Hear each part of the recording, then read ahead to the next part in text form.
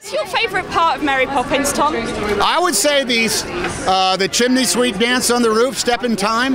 It is so long, and it's brilliant choreography. I didn't know anything about choreography, but all I knew is those guys can dance. You know, and the rhythm of it, the clapping of it, it was like a percussive number that I don't know about Chim Chimmery or all that kind of stuff.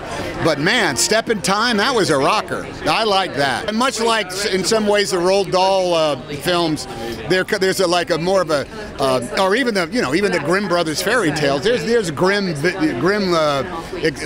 happenings in all of those, and it's not that they get watered down. It's just they end up taking a thematic turn towards, I think, perhaps the more palatable and maybe less scary for your average 6-year-old. But it's substantial. I mean, if you go back and read the books, the Julie Andrews Mary Poppins is not the P.L. Travers Mary, and that might be a reason why we love the Julie Andrews so much. Well, I think that he had got to this place where he was living life exactly the way he wanted to, right down to the food that he ate.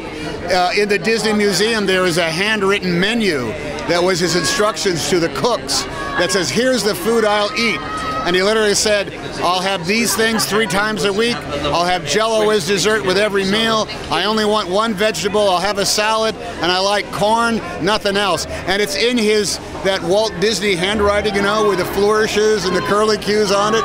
But it's a man saying, "I've worked too hard to eat anything. I only want to eat what I want to like." So he's very headstrong in that way. He was ubiquitous in the United States. The impact of just the cartoons alone was something that was part and parcel to the public artistic persona. I mean, it was part of the zeitgeist.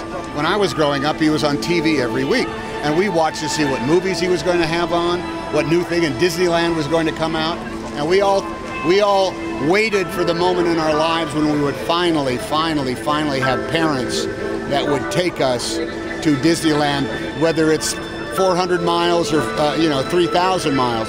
So he was a benevolent spirit equal to the President of the United States or Smokey the Bear or something like that. So the brand that he sold us was a kind, good, benevolent brand that wasn't particularly expensive and was quite frankly, it never disappointed. So there you go.